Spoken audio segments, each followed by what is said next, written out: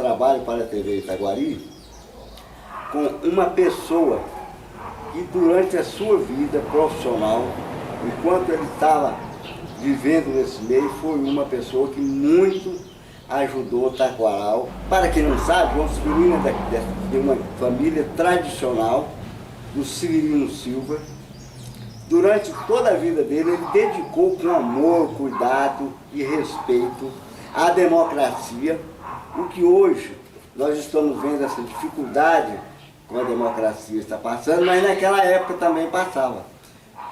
João Severino vai contar para nós o que ele recorda do passado, do trabalho que ele fez. Trabalho mesmo, não foi possível fazer quase nada, porque na época quem mandava no Brasil eram os militares. Os militares não davam oportunidade para os jovens, porque na época eu era muito jovem. Por essa razão, não pode ser que eu fiz o trabalho conforme a generalização previsto no nosso obrigadão e com muita maestria, está sabendo. Não. Aí, João, então durante aquela época, os militares, você foi vereador naquela época? Fui vereador de Taquaral. Eu tinha emancipado meu tio Benedito Moreira, prefeito, eu era secretário dele. Logo em seguida veio a eleição de 2016, fui eleito vereador mais votado. Eu, Demir e o Rival fomos os três mais votados. Foi um período amargo, um período cruel, que levamos chibatada por todo jeito, por quanto a polícia política, chefiada pelos militares, não dava trégua para ninguém. Quando você foi vereador, naquela época o vereador recebia? Não recebia. O meu mandato meu foi em Taquaral, não recebeu.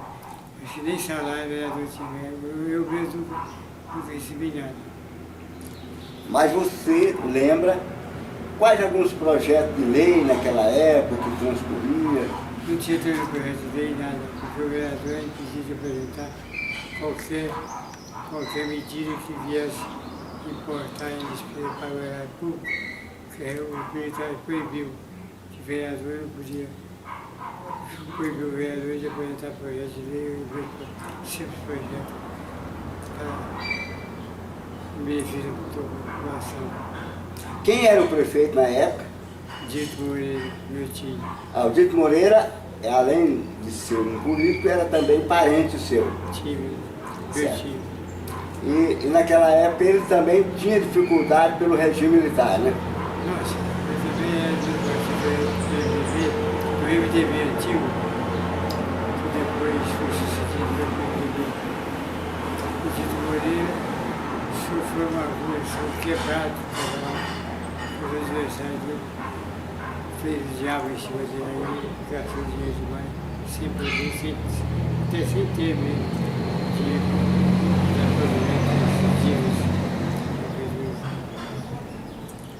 Quando você terminou esse mandato, você foi para Goiânia, né? E aí você fez curso de Direito? Não fui para Goiânia, não. Eu terminei esse mandato, eu fui para Itaguaí, transferi no cartório. Eu fui para Itaúsu, no cartório, eu fiz registro imóvel. De lá de Itaúsu, eu fui para Goiânia. Fui cursar a faculdade de Direito. Terminei o curso em 1975. Portanto, há mais de 40 anos. Naquela época, como hoje, todo mundo tinha dificuldade. Mas o advogado naquela época tinha mais liberdade do que hoje ou era também vigiado? Vigiado, claro, vigiadíssimo por conta da Revolução de 64. O movimento militar de 64, que eu não vou chamar de revolução, porque nunca foi a revolução, nunca passou de um arremedo de democracia, espancava e arrebentava no pau. Então, conforme nós falávamos, o advogado tinha sua dificuldade. Agora, você teve a oportunidade, com toda essa luta, com todo esse trabalho, de chegar até participar da revisão dos alunos que se formavam em Direito e também queriam seguir, valorizar, conseguir ingressar na OAB. Como você se sente, você, uma pessoa que saiu do interior, com toda essa dificuldade e conseguiu chegar a esse ponto? Na verdade foi um grande sacrifício, mas dava qualquer um ver se a gente querendo e ter aquela determinação, aquela vontade, a gente consegue. Assim, eu fui examinador da Ordem dos Advogados por nomeação do presidente Francisco e depois do Dr. Vanderlei de Medeiros, o presidente. E eu fui presidente da Banca de Exame de Ordem por 6 anos, junto a muitos advogados que militam por aí hoje passaram por exame de ordem da OAB. Daquela época para hoje, como você está vendo a dificuldade do brasileiro naquela época da Revolução? E hoje, como você está vendo essa falta de consideração, vamos chamar assim, com o brasileiro, com o trabalhador, com o aluno, com os professores? Muito bem. Professor para o governo federal de hoje não tem valor nenhum.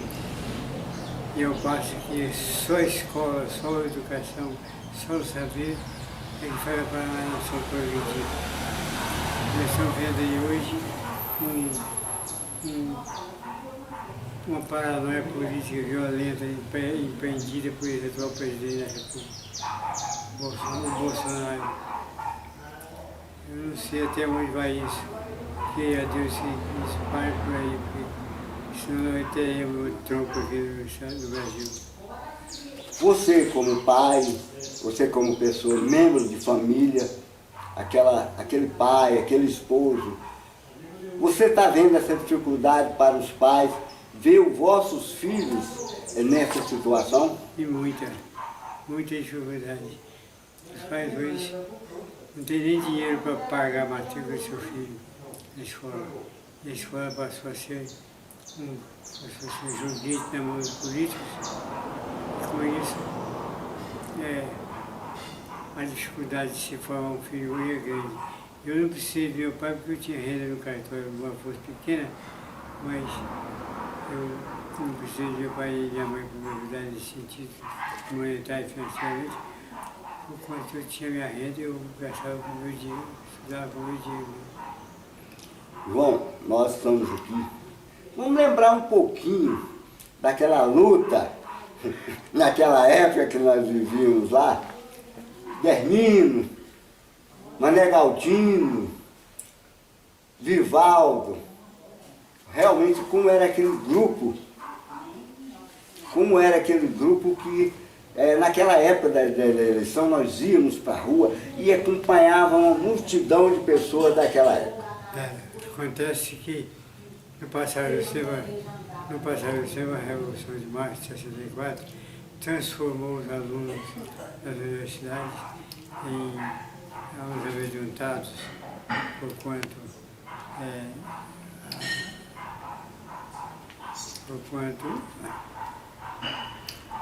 a pressão que era forte, né? Porquanto os militares não deixavam esse pessoal desenvolver e nem prenderam um determinado idealismo em busca da sua liberdade. Eu me lembro que estudava no Liceu de Goiânia, muitos anos na época da Revolução. Lá eu sofri perseguições de delegados de calça curta que tinha em Goiás, verdadeiros trabuqueiros aí da Revolução de 64, que nos alienavam esse pessoal. E assim por diante. Então, tudo isso são frutos de que realmente há opressão. Mas você recorda bem daqueles companheiros de Taquaral, quando nós, mesmo sem poder, nós estávamos ali defendendo o povo. E como duas coisas importantes para a história do ser humano, é o idealismo. E o seu idealismo era um idealismo forte. Você acha que compensou, mesmo não conseguindo tudo, mas o seu ideal foi um ponto importante na sua vida? O ideal é o princípio primordial da vida humana. O cidadão que não luta por ideal, ele não passa de um pobre coitado na luta pelo nada. E acontece que aqueles vereadores da época de 64, todos sofreram junto comigo. O Palácio Garcia, vereador, o Dermínio, Vivaldo e o Enoque Marques. 4 vereadores de um lado e 3 da UDN. Esses 3 da UDN faziam tudo que eles queriam. Os militares nada negava para eles, simplesmente para poder nos achincalhar e pressionar o povo de Itaguaral e de Itaguaí na busca do voto à bala da baioneta. Um fato importante, João, que eu me recordo, quando o primeiro prefeito do MDB, Divino Furtado, ganhou, realmente o povo sentiu que foi um dos passos importantes que Itaquaral e Itaguari, porque Itaguari votava lá em Itaquaral, né? Aí você se lembra, até tem uma história engraçada em que o Mané Galdino tinha uma mula branquinha e eles riscaram a mula, né? E ele saiu com ela na rua e aí gritando, é zebra, é zebra, é zebra, né? Como, tudo isso na história que nós vivemos, sempre tem uma coisinha pra gente lembrar, né? Você lembra bem disso aí? Lembro, esse não passa de um bom folclore, um ótimo folclore. Porque realmente o Manuel pintou as famosas branquinhas, de azul, de preto, dizendo a zebra, e saiu na rua, com ela puxando ela, a multidão acompanhando na rua. Realmente naquela época nós estávamos lá, certo? Todos nós estávamos lá, embora que muitos daqueles companheiros hoje já não pertencem mais a esse plano material, mas eu acho que é aquilo que você falou, o ideal, porque naquela época todos aqueles companheiros tinham um verdadeiro ideal, que era o ideal da democracia perfeita, não de uma democracia fantasiada, não era isso? Claro, a democracia de hoje existe, né? Porque o governo federal faz e sai, até do Congresso, Senado Federal, ultimamente o governo vem mandando seus projetos caducos, projetos sem a menor consistência jurídica, sem a menor visão de político, nada disso. E aprovando seus ensaios, seu modo, sem ir ao Congresso, especialmente o Senado Federal, nada faz para poder afastar esse homem da presidência.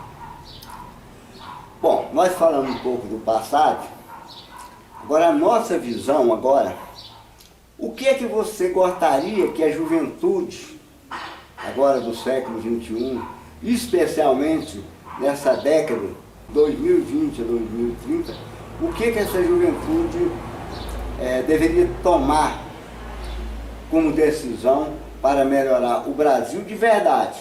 Não é de fantasia não, era um Brasil onde teria educação, saúde, que a moral fosse moral de verdade, a família fosse família de verdade. A educação é tudo na vida do cidadão. Não adianta povo, nação rica e povo pobre de cultura. A cultura é indispensável para o progresso.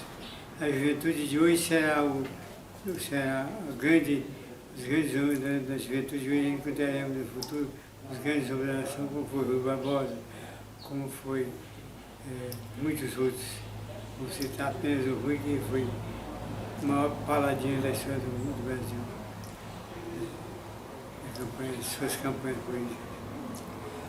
Quando você falou de Rui Barbosa, ele referiu-se à Bahia. Foi um dos maiores advogados que o mundo conheceu naquela época, né? E se hoje tivesse, com toda essa evolução, também ele estaria ocupando o mesmo espaço, de acordo com a realidade de hoje. Agora, aquele líder goiano que mais te impressionou? Pedro do Vigo são dois. Pedro do Vigo e seu filho, o governador Mauro Borges. Mais impressionante. Você teve a oportunidade de conviver com Com eles? eles, na época da fundação do MDB, eu saí presidente do MDB local em Itaquaral, fui eleito presidente do MDB. Fiquei lá 2 anos depois, mesmo diretório e presidente do partido. Tive convivência muito grande, principalmente com o Mauro Borges. É um homem apegado ao trabalho. Ele era o primeiro homem a chegar lá no gabinete no palácio, chegar lá 6 horas da manhã no gabinete, tá? Já pronto para trabalhar. Hoje, como você está vendo, os partidos políticos hoje, naquela época era um partido que quando ele falava, realmente tinha valor. Mas hoje eu vejo aí muitas horas determinados elementos que vivem na política, usam o partido para subir e depois estar passando o partido para como se fosse uma mercadoria no supermercado. Exato. É triste, é lastimável saber que o Brasil passa por um período muito ruim, que se continuar assim, não teremos políticos inteligentes, preparados e corajosos, como tinha no passado, na época do Rui, na época de Pedro do Vigo no Senado, vice-presidente do Senado da época, e assim por diante. João, aquela mensagem final para todos nós, goianos especialmente e brasileiros. Fica difícil, mas em todo caso, é obrigação nossa falar qualquer coisa. O Brasil passa por esses percalços e dificuldades. E se não tomarmos um posicionamento rápido, nós afundaremos ou ficaremos à deriva em alto mar, no sofrimento, porque o povo está cansado de esperar por dias melhores e isso nunca chega. E assim, a nossa esperança é a juventude mesmo, que vai amanhã depois deixar esse país. João, eu quero agradecer você por essa oportunidade que você está dando a TV Itaguari, né? E nós aprendemos com você, porque o Brasil precisa justamente disso. Pessoas que tenham a experiência vivida do século XX para o século XXI, como o João Severino, e que ainda é lúcido para enxergar e falar. Muito obrigado por essa oportunidade que você nos deu. Eu quero agradecer então, a todo o povo de Itaquaral, trabalhei naquela época que votou em mim. E os de hoje, por ser descendentes daquele pessoal lá, da época de muita coragem, de muita dignidade, de homens de muito caráter. Né? E isso nos envaidece, às vezes, outra hora nos dá coragem também para lutar. Naquela época, como que foi a questão, aquela história de você ter assumido por uns dias a prefeitura no processo interino? Foi o seguinte, o Antônio Tomé era o prefeito. Não tomou posse perante a Câmara porque eu era o presidente da Câmara, que era um moleque. Ele não deixou, não foi a tomar posse. Então, 30 dias Vacância? de vacância, eu declarei a vacância do prefeito e assumi a prefeitura. O prefeito ia assumir a prefeitura, como não coisa do prefeito. Mas foi por poucos dias, porque baixou aqui mais ou menos 30 militares sobreditas, me prenderam, me espancaram, me levaram lá para a Secretaria de Segurança Pública de Goiânia, que à época era governada por um militar também do Exército. E esse até eu não posso falar mal dele, porque eu chegou um dia lá na cela e falou: cuidado com esse rapaz, você pode morrer se você escrever muito. Então, de forma que, mas o resto é resto mesmo. Quer dizer, isso é a prova de que na política brasileira já teve momentos críticos. João Severino foi um preso político. Só que eu também fui preso político, por apenas 10 horas. Mas eu também fui um dos presos políticos, não só o João Severino, mas vários de Itaquaral também sofreram essa prisão, mais outros menos. Itaberaí nós lembramos de vários também, inclusive o Rubens Americano passou por esse processo e vários outros, né, irmão? Exato. Um que teve um nome nacional, quem foi? De Itaberraí? Mas naquela época, o representante de Itaberraí na Câmara dos Deputados era o doutor Benedito Vaz, de Rio Verde. Rio Verde é um catalão. Ipameri. Foi um grande cidadão, um grande homem. Ele não chegou a ser representante de Itaberraí. Ele intercedeu junto ao governo federal, junto ao ministro da Justiça, que é o Camilo Nogueira da Gama, para poder nos libertar. Aí vocês estão vendo que hoje, o que acontece hoje, é o mesmo que aconteceu tempos atrás. Apenas em épocas diferentes, né? Apenas de formas diferentes, mas que acontecia. Né? Eu já pedi desculpa ao povo de Itaberraí, o povo de Itaberraí pela minha entrevista, porque eu não estou nem conhecendo a entrevista por conta de dar essa cirurgia. Como se abrir a minha cabeça, me operaram, mas deram nó na minha língua, porque eu estou com dificuldade até de falar. Entendeu? Eu não fui eu fazer meus discursos para falar a verdade com muita clareza, com muita objetividade, o que eu não faço hoje mais. Bom, mas de qualquer maneira, Tá bom. você mostrou que o homem pode ter problemas físicos, mas quando ele tem a firmeza mental, nada supera ele. Você é um desses. Obrigado.